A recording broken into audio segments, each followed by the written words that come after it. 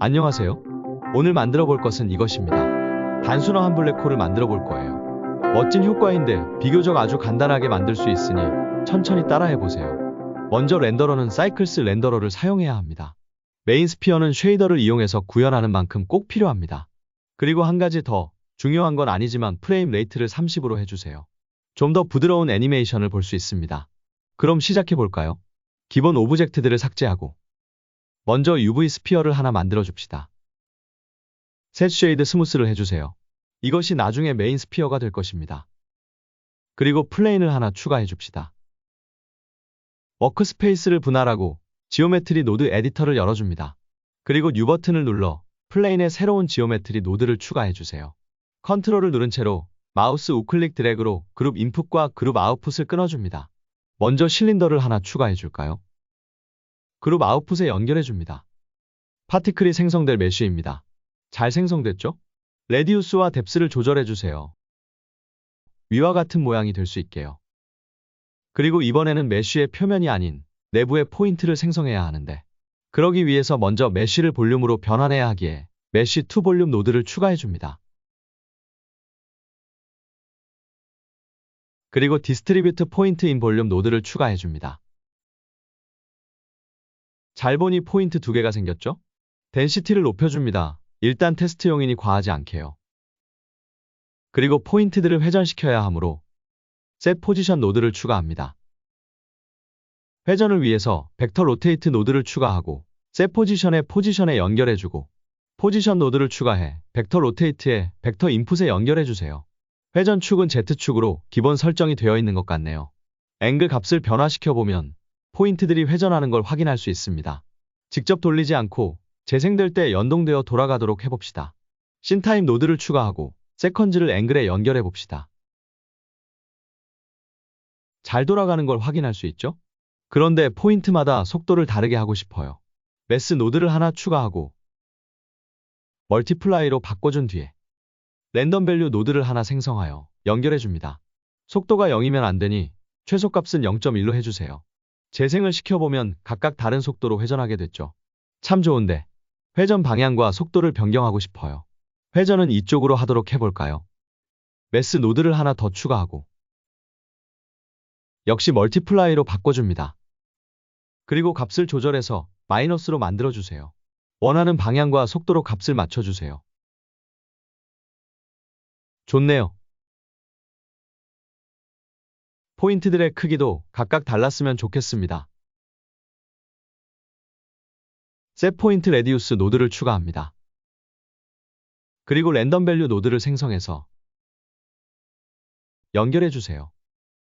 적당한 값으로 최대값을 변경해주세요. 랜덤 크기가 잘 적용됐고 저는 속도를 좀 더 조절해 볼게요. 파티클의 생성은 이렇게 마무리하면 될 것 같군요. 이제 쉐이딩을 해볼 차례입니다. 워크스페이스를 분할하고 쉐이더 에디터를 열어줍니다. 랜더뷰 모드로 바꿔주고요. 플레인을 선택하고 새 머티리얼을 추가해줍니다. 기본 프린서플 BSDF를 삭제하고 에미션 쉐이더를 추가해서 연결해줍니다. 바로 적용되지 않는데 지오메트리 노드에서 셋 머티리얼 노드를 추가하여 생성한 머티리얼을 선택해줍니다. 흰색으로 빛나는 파티클들이 보이죠? 랜덤한 색상을 넣어봅시다. 컬러 램프를 추가하고 컬러에 연결합니다. 컬러 스탑들을 선택하고 저는 각각 빨간색과 노란색을 선택해봤어요. 랜덤한 값을 부여해 주어야겠죠? 지오메트리 노드에서 셋 머티리얼 앞쪽에 스토어 네임드 어트리뷰트를 추가해 줍시다. 그리고 랜덤 밸류를 하나 만들고 밸류에 연결해 줍니다. 이름은 CC로 지어보죠. 이렇게 함으로써 각각의 포인트에 0부터 1 사이의 랜덤 값을 하나씩 저장하게 됩니다. 이제 저장한 어트리뷰트를 쉐이더 에디터에서 사용해 봅시다. 쉐이더 에디터에서 어트리뷰트 노드를 추가합니다. 네임에 아까 저장했던 CC를 입력하고 컬러 램프의 팩터로 연결해 보세요. 좋습니다. 색상의 변화가 있죠? 랜덤 값이 잘 적용되었습니다. 빨간색이 좀 더 많았으면 좋겠으니 왼쪽 컬러 스탑을 조금 옮겨주겠습니다. 그런데 지금 파티클이 너무 큰 느낌이 있어요. 파티클의 크기 최대값을 조금 줄여주겠습니다. 0.01 정도로요. 적당하네요. 그리고 테스트는 어느 정도 되었으니 포인트의 개수를 늘리기 위해서 디스트리뷰트 포인트 인 볼륨 노드에 덴시티를 많이 늘려봅시다. 한 5000 정도로 올려볼까요? 잘 돌아가는 걸 확인했으니 이제 가운데 메인 스피어에 쉐이딩을 해봅시다. 메인 스피어를 선택하고 새로운 머티리얼을 생성해줍니다. 기본 BSDF를 삭제하고 리프렉션 BSDF를 추가해주세요. 굴절을 이용해서 스피어를 구현할 거예요. 리프렉션 BSDF를 연결하면 이렇게 되는데요. 굴절률을 조절해보면 다양한 모습이 확인됩니다. 굴절률이 1이면 이렇게 전혀 굴절되지 않는 모양이 되고 굴절률이 높아질수록 왜곡됩니다. 바깥쪽과 안쪽의 굴절을 다르게 조절하기 위해서 레이어 웨이트 노드를 추가합니다. 레이어 웨이트의 페이싱 출력을 머티리얼 아웃풋에 연결해보면 이런 형태를 볼 수 있습니다. 블렌드 값을 0.9 정도로 높여주고 컬러 램프를 하나 추가해주세요.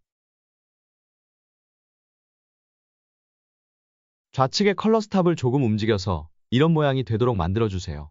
매스 노드를 하나 추가하고 디바이드를 선택한 뒤에 첫 번째 값에는 2를 입력하고 두 번째 값의 컬러 램프에서 나온 값을 연결해주세요. 이렇게 연결함으로써 바깥쪽은 굴절률이 1이 되고 안쪽으로 들어오면서 점차 높아지게 됩니다. 그리고 검정색 영역은 0으로 말 그대로 검정색으로 보이게 되죠. 그럼 이제 이 값을 리프렉션 BSDF의 IOR에 연결해 봅시다. 최종적으로 머티리얼 아웃풋에 연결해 주고요. 주변이 조금 지저분하죠. 레이어 웨이트 값만 사용하고 나머지 광선에 대한 영향을 받지 않도록 해봅시다. 오브젝트 프로퍼티의 레이 비지빌리티에서 카메라를 제외한 모든 체크박스를 해제해줍니다. 레이 비지빌리티에서는 디퓨즈를 비롯해서 쉐이더와 관련된 항목을 켜고 끌 수 있습니다. 이제 깔끔하게 원하는 결과가 나온 것 같네요. 배경도 완전한 블랙으로 만들어줍시다.